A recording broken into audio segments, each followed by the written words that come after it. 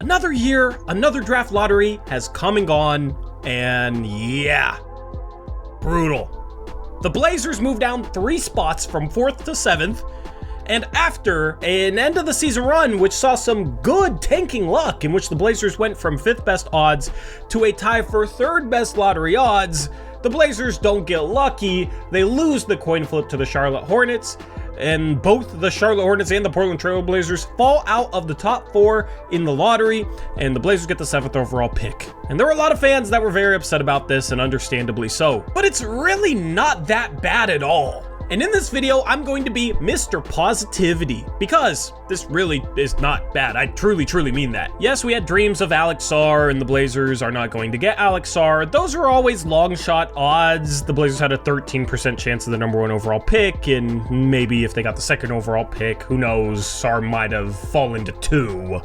But overall, without the ability to draft Alex Sarr, I really did not care where the Blazers fell in this year's draft. And that's part of the nice thing with this being a bad draft, is it's not like the Blazers missed out on Wembanyama or a Scoot Henderson level prospect or an Amen Thompson. Instead, they fall down to 7 in a draft without much difference between the 2nd best prospect and the 7th best prospect. The Blazers also ended up getting the 14th pick from the Golden State Warriors, giving them the 17th and 14th picks.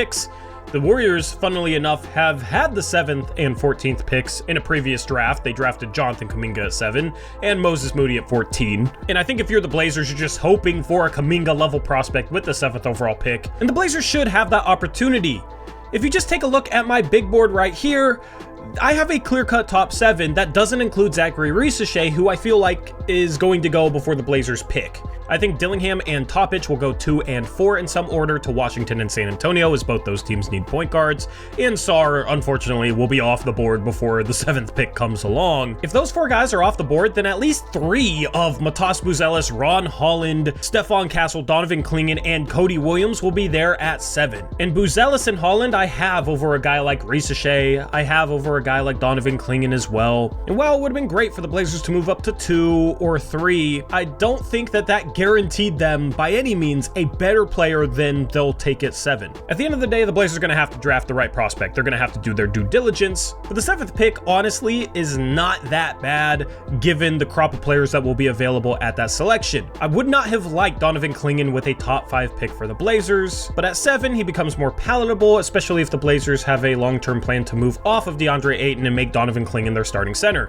He can pass a little bit, he's a really elite rim protector, and should be a really good pick and roll lob target for a guy like Scoot Henderson or Anthony Simons or even Shaedon Sharpe. And being able to get that at 7 is pretty good value for that pick in a weaker draft. Ron Holland is a high upside wing that projects as a really good defensive player, an athlete who can attack the rim, finish, has a really good first step, but struggles with his shot. He needs to develop it. Stephon Castle could be an all-defensive type of guy as a point-of-attack defender who can also make plays, handle the ball a little bit. We're going to have to watch his measurements in the draft combine because he might not be 6'6", and then if he's not 6'6", there's questions about if he can play the small forward position. And then Matas Buzelis is a 6'10" guy who can handle the ball and looked like a good shooter before his 1 year with the G League Ignite, and in my opinion, he has a lot of upside given his traits and should be a good secondary rim protector as a power forward. All these guys would come in and deserve minutes right away for the Blazers, and all these guys have a level of upside that intrigues me. I think Clingan's the safest pick, but also the lowest ceiling pick. I think a guy like Buzelis could be that home run swing that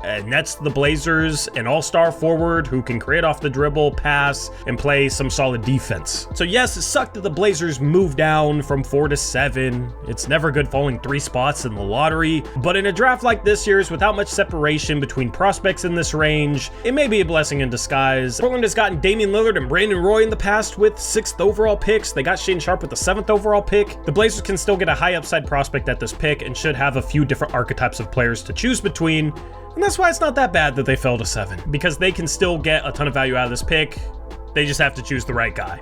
And we'll have to wait and see on if they do that or not. We'll have a live stream tomorrow on this main channel talking about draft combine measurements if they're revealed, as well as talking about how this draft order affects things. So hopefully you can tune in for that. Let me know what your thoughts are of the 7th overall pick down in the comment section below. Let me know who you want with this pick. With that being said, I'm out of here. I'll catch you next time. Until then, as always, peace out. Go Blazers.